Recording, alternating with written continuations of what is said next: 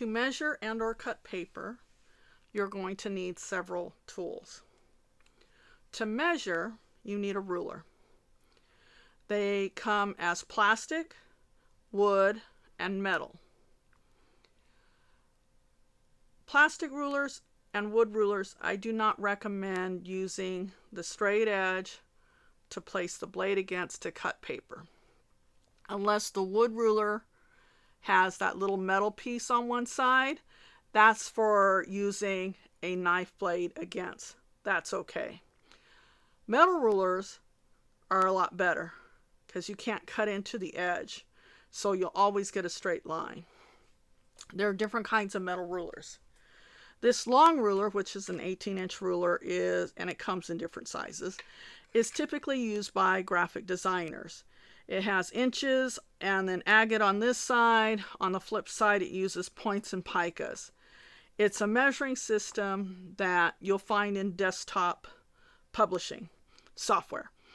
And that's like Word and Publisher, and there's all sorts of other graphic design programs I can't think of right now. But instead of doing spacing between lines as single space, 1.5 space, double space, you can actually really narrow it down with points and picas. Anyway, so what I like about this ruler is that 0 starts right here. And if I were to measure, I can actually use that to hook on the edge of the paper or cardboard or whatever material I'm cutting. And it's going to stay, and then I can make my marks. Other rulers sometimes have 0 starting right on the edge. But in the case of this one, 0 starts with that first line. And that's another 1/8 of an inch. So if you measure paper doing from the edge of this one, you're adding about 1/8 of an inch on all your measurements, and it's going to throw everything off. So make sure if it has that longer line that indicates the inch mark, and you can tell 1/4 goes shorter, 1/8 goes shorter, 1/16 yet shorter, and 1/32 is the shortest line on this edge. But that stands for 0.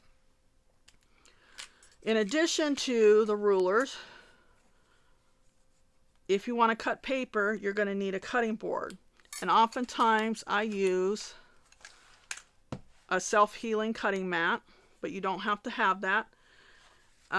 In the art studio, oftentimes you'll see me use the back cardboard to different drawing pads and tracing pads. So if I needed to cut a sheet of tracing paper, I will rip that out, and a lot of times I'll just use the back of this to cut that paper.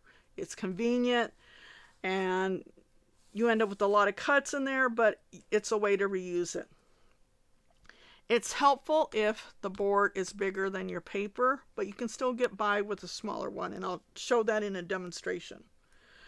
You're going to need a pencil, and then you're going to need either a utility knife, and some you have to unscrew and switch blades. Others, you can just slide the blade out to use it, locking it. If you need to break off the blade, because this is typically longer when it's new, and then you just snap off in a sense to get a new sharp edge. And this has a slot. This came from back here, has a slot right there that goes over the blade. You turn it, and then you snap it off. And make sure you point down toward the surface. Don't do it from up here, but close to the surface and away from you. You don't want to fling the loose blade into a room. So it should land there. And then when that blade, you want to dispose of it, keep all broken blades. It'll look something like that. In a glass jar that has a lid on it. And then just collect them until the jar is full. And then you can throw the whole thing away. But if you're going to just throw away one at a time, don't just throw it in the wastebasket. Find some artist tape or painter's tape and make sure you wrap it in such a way that the shape is distorted and the edges are protected. And if someone accidentally has to dig something out of the garbage can, they're not going to cut their hand. They'll run into this and hopefully that's enough to protect them, and then just throw that away.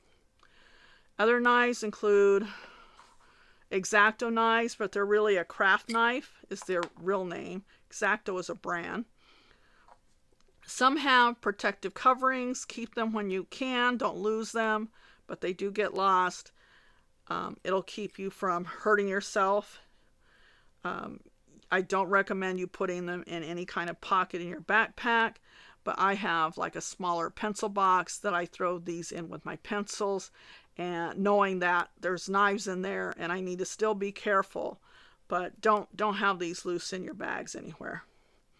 To replace the blade, you hold it here on the grip, spin it, you'll feel it loose. There's a slot, you get the new blade, you put it back in.